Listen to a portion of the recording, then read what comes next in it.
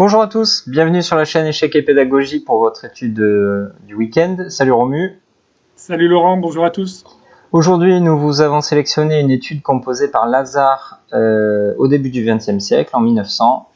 Le trait est au blanc, comme vous en avez l'habitude, et il faut gagner. Donc, comme d'habitude, encore une fois, nous vous invitons à mettre en pause la vidéo, à chercher par vous-même la solution de cette étude, et à comparer ce que vous aurez trouvé avec la solution que va vous dévoiler Romu dans quelques instants.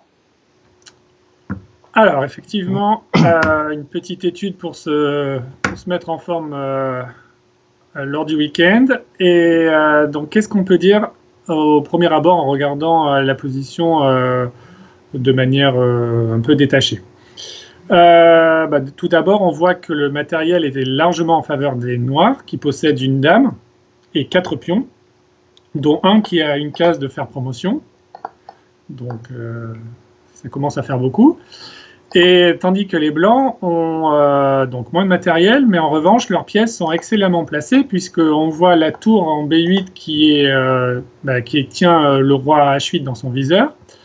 On voit le roi en F6 qui est fortement installé proche de son homologue noir et qui empêche donc le roi notamment de partir sur la case G7. Et on voit le fou en C8 qui, pour l'instant ne fait pas grand-chose, mais qui évidemment est prêt à bouger pour laisser le champ libre à la tour et attaquer ainsi le roi noir.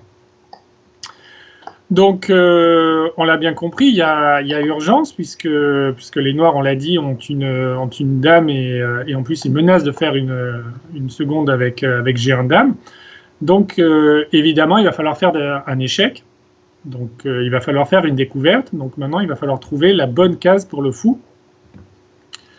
Et pour cela, nous avons le choix. Il y a deux coups qui viennent à l'esprit.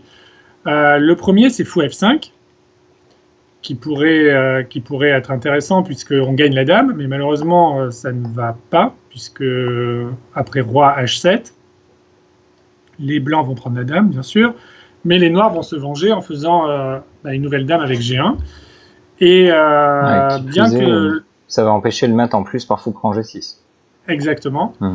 Et bien que les blancs soient outrés dans cette position, ils n'ont pas mieux que la nulle qui pourrait arriver après tour prend B7, roi H8, tour B8, et on voit pas comment renforcer l'attaque, et les blancs doivent se satisfaire de la nulle. Donc ça, Romu, c'est ce qu'on appelle une fausse piste. Hein. C'est une fausse piste, c'est ça. Okay. Mais bon, c'est un coup tentant, puisqu'on pourrait avoir envie de réduire un peu l'écart matériel et se venger sur la dame, et malheureusement, c'est pas assez. Donc il faut trouver mieux. Alors, le coup qu'il fallait avoir envisagé, c'est le coup fou E6. Ok, alors au premier abord, ça surprend un petit peu parce qu'on se dit quelle va être l'utilité de ce fou sur cette case-là, et surtout quelle suite donner à cet échec à la découverte, parce qu'après roi H7, on n'a pas tour prend B7 par exemple, parce que la dame défend B7. Oui, exactement, mais l'idée d'aller sur E6, c'est en fait d'avoir accès à la case G8. Alors pourquoi c'est important d'aller sur la case G8 ? Parce qu'après fou G8 échec qui est le bon coup, on force les noirs à aller sur H8 et on voit que maintenant on peut faire une nouvelle découverte. Et tu l'as dit tout à l'heure, le problème des blancs, c'est que jusqu'à maintenant ils ne sont pas capables de capturer le pion B7. Donc il va falloir retirer le fou de façon à empêcher la dame B1 de défendre le pion B7. Donc une fois qu'on a dit ça, on a bien compris que le coup qu'il fallait jouer c'était fou B3 échec, qui intercepte donc la dame de la défense du pion B7. Le seul coup, c'est roi H7. Maintenant, on prend le pion sur échec, le pion B7. Roi H8. Ok, là on comprend en prenant le pion B7, on a créé un nouveau vis-à-vis avec cette fois-ci la dame noire, hein, c'est ça. Exactement, c'est la troisième fois que l'on va chercher à faire une découverte en fait. Tout à l'heure, on avait la tour en B8 et le fou en C8. Après, on avait... la tour en B8 et le fou en G8, et maintenant on a la tour en B7 et le fou en B3. Et donc, pour que la découverte soit efficace, il faut qu'il y ait le roi sur une case blanche, donc évidemment c'est la case H7, donc on va forcer le roi à aller sur cette case en jouant tour B8, ça force roi H7, et maintenant on peut faire un fou G8 échec à la découverte qui ramasse la dame Et cerise sur le gâteau, on contrôle la promotion en G1, et donc avec une tour de plus, on va évidemment gagner la partie. Exactement. Donc vraiment, cette étude, c'est un hymne, on va dire, à la découverte, à l'attaque à la découverte ou à l'échec à la découverte. Et elle est peut-être pas si difficile que ça, notamment une fois qu'on a vu la solution, comme d'habitude. Mais voilà, c'est un bon moyen de réviser ce thème tactique qui est quand même relativement courant dans nos parties. Alors on va faire comme d'habitude, on va reprendre depuis le début en accéléré, sans les explications. Donc tu nous as très bien expliqué l'idée ou la stratégie de cette étude avec tous ces échecs à la découverte. Donc le premier c'est fou E6 échec, qui permet fou G8 échec afin de remettre en place une nouvelle batterie avec un nouvel échec à la découverte. Fou B3 qui intercepte le contrôle de B7 par la dame B1. On ramasse B7 sur échec afin justement de mettre en place un nouveau vis-à-vis entre la tour et la dame.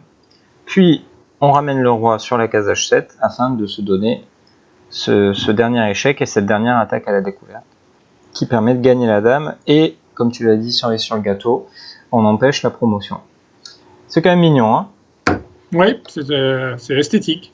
Comme tu l'as dit, c'est pas forcément très très difficile, notamment pour ceux qui sont un peu habitués à résoudre des études, mais c'est un bon petit exercice pour justement pour le raisonnement, pour avancer pas à pas dans la recherche de la solution et se dire bon voilà, il faudrait que j'attire le roi sur telle case et comment je peux me débrouiller. Il y a une fausse piste. Enfin, je trouve que c'est assez formateur, même si la difficulté de l'exercice n'est pas extraordinaire, mais c'est pas grave. Il en faut pour tous les goûts et je pense que c'est utile de temps en temps de faire des exercices de cette difficulté. Oui, après voilà, tout est relatif. C'est pas une étude très difficile quand on compare aux autres études qu'on a pu présenter, mais c'est déjà, pour certains, ce sera un exercice déjà suffisamment complexe. Ok, ben merci pour ton explication de texte, on va dire, et on espère que cette vidéo vous a plu, que vous avez trouvé quelques idées intéressantes, voire même la solution en entier. N'hésitez pas à partager avec nous votre retour dans les commentaires. N'hésitez pas également à liker la vidéo, c'est notre moyen de savoir si vous appréciez notre travail, et pourquoi pas de partager auprès de vos amis qui, comme vous, souhaitent progresser aux échecs, notre chaîne afin qu'ils puissent s'abonner aussi. On vous dit à très vite sur la chaîne Échecs et Pédagogie. Au revoir.